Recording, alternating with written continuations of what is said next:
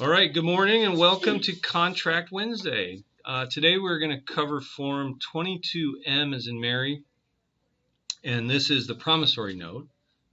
You'll notice the revision date is quite old, and that's for good reason. This form was replaced by a different form. So before we dive into it hard, I'm going to ask Linda, for what purpose are you asking about this form, or do you need this form? There is a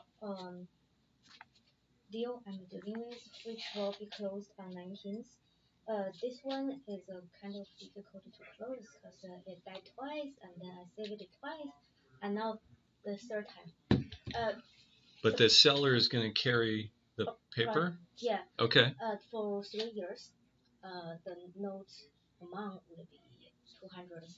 Okay. Oh, not 200,000. Okay. Approximately. Is it a commercial building or a residential? It's a residential one. Okay. But my client find it with a commercial zoning, so they can build a warehouse at the back. Okay. That's enough. I just want to understand why we're using this one. It's totally acceptable to use this one. Mm-hmm. For the video purpose, I'm just going to make one comment and then we'll dive into this. Yeah. So for if you're watching this on a video, we just recorded a separate video on Form 22C.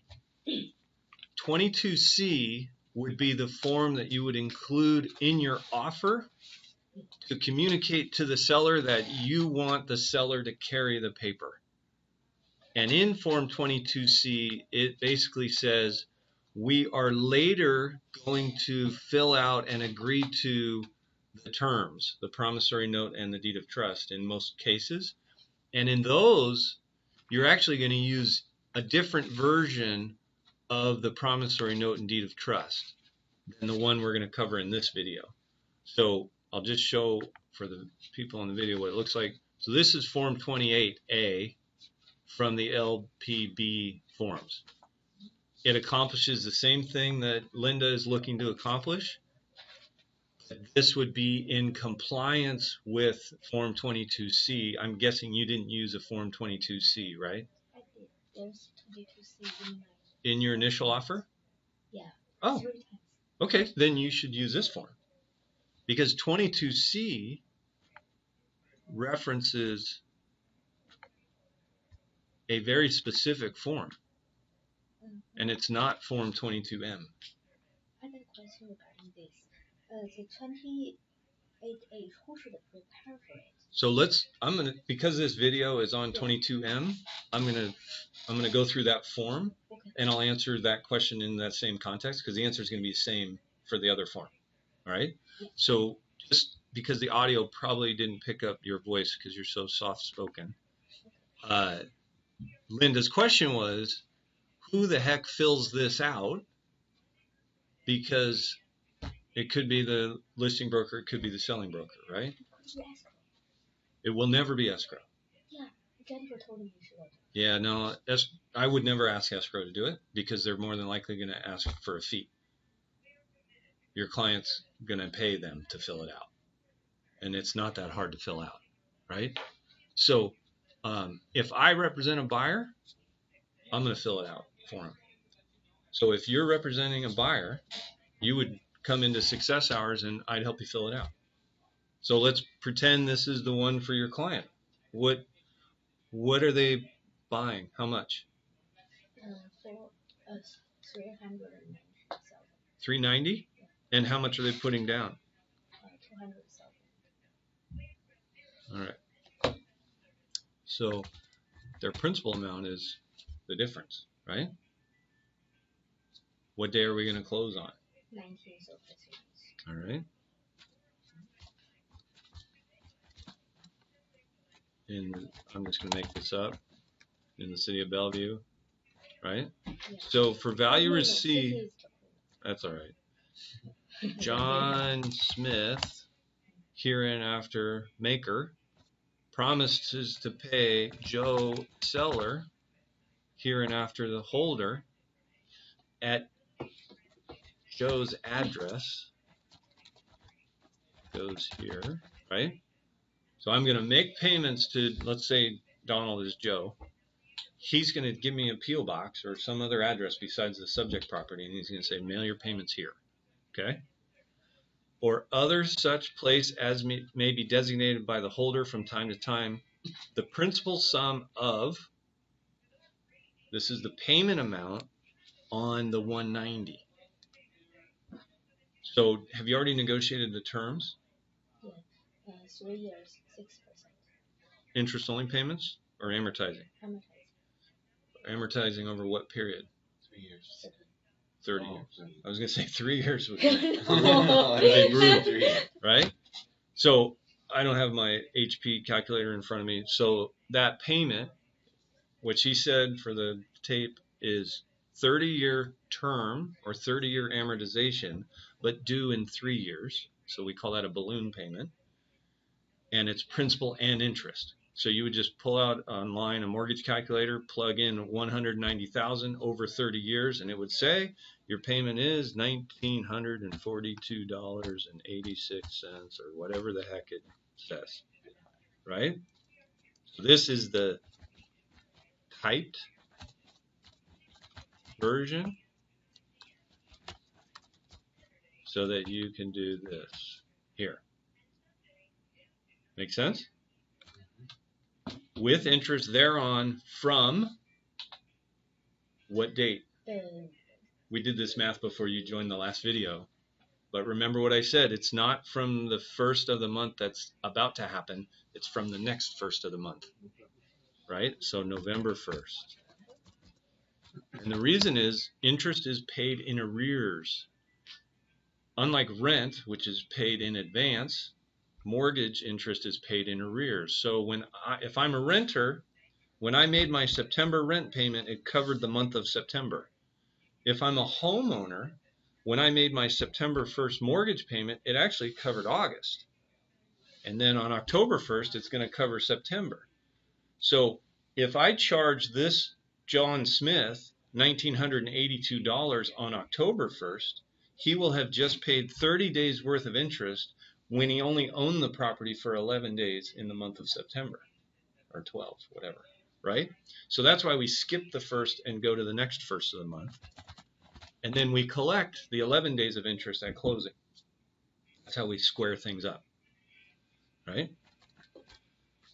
Unpaid principal at the rate of, you said 6%, right? Remember what I said earlier, if you represent the buyer, you want the number as low as possible. If you represent the seller, you want it as high as possible. All right? Payments are $1,982, right? I'm not going to bother typing it out, but I'll do this part. Right? If it were interest only, you'd check that box instead. The installment payments shall begin first day of November 2016 and shall continue on the first day every calendar month until the due date. Right? First day, how many years do you say? 3, right? 3 years. So November 2019. And if they default, right? These are customary, but also can be negotiated. So this is what gets back to your question, Linda, of who should fill it out. Well, if I represent the buyer, I want to fill this out. So I can make this more like 10 and make this more like 25. Things that benefit my clients, right? They may counter back and say, no, we want to use the default values. They told us the attorney of their side was going to fill this out until yesterday, and then they didn't do it. Well, for business days. You know why they didn't do it? Why? Because they thought, their first thought was, I want my attorney to fill it out because that benefits and protects me, the seller. And then they went to the attorney and he said, yeah, I'll do it for you. It'll be $500. And they're like, maybe we can get Linda to do it. Right? That happens every time because they all think, you're my attorney. Why you're supposed to do stuff like this? Yeah, but I don't work for free. Right? So So should I do it instead of asking Jennifer to do it. But we are going to do 28A, not this. Yeah. According to what You said. email me 22M in your thing. So I'm just recording this. We'll look at 28A, right? But you guys notice in this promissory note, it's actually a lot of the same terms that we put into 22C when we wrote our offer. And it's no coincidence that Linda has already had these conversations because that was part of the negotiation. Hey, we'll offer you this price if you carry the paper. And they said, well, if we carry the paper, you're going to pay this interest rate. And that went back and forth until you guys ironed out a deal. You even heard Linda say that it died and got resurrected and died again and got resurrected again. So by the time you get to this, it's usually all pretty agreed to. And now you're just memorializing it in a state recognized form so that it can be enforced. Because if your client doesn't make the payments, they want to have the ability to foreclose. And that's what this allows, right? So due on sale clause, that depends on what you agree to do. If I'm the seller, I want a due on sale clause. If I'm the buyer, I probably don't care unless I have a plan to sell it. Then I do care, right? Acceleration, right? That's if you get behind, that's default. Attorney's fees, right? Basically, if you fall behind and I have to pay an attorney to collect, you're covering those costs. Integration, non-conflict, oral agreements. Oral agreements are non-binding and non-enforceable, so they want that in all caps and everybody to acknowledge it. Additional terms. Linda, you may have, and tell us if you do, you may have an understanding between buyer and seller that seller's going to do something or perform over, not prior to closing, but between closing and the payoff of this. Or the buyer might do something, right? Yeah, buyer might do something. So buyer might say, I'm going to make $1,900 monthly payments, but once a year I'm going to give you an extra 50 grand or something like that. I'm not saying you did, but that would be an example that you would attach as Exhibit A. And you would just have language that says buyer agrees to make additional principal reduction payments of blank dollars on or before the 1st of June every year or something like that. You have a lot of flexibility. This note is secured by a deed of trust. We live in a non-judicial foreclosure state, so you would want a deed of trust because that's the easiest path to a foreclosure. Maker's address for all notices given by holder. So this is the buyer's address.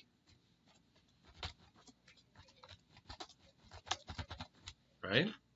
That way, if the holder, who's the seller, needs to give Linda's client a notice of default, like if they didn't pay, they need to know where to send it. All right? So that's Form 22M. Just to recap, this form has basically been obsoleted, hasn't been updated in 17 years, and it's because Form 22C now uses different forms to accomplish the same goal. So we're going to look at that next, but I just want that to be in this recording. So if you find yourself using 22M for some purpose, go see Ed and make sure that that's the right form, because chances are it's not. You know, could there be an occasion? Absolutely, but chances are it's the wrong form. All right. So with that, we will sign off, and good selling.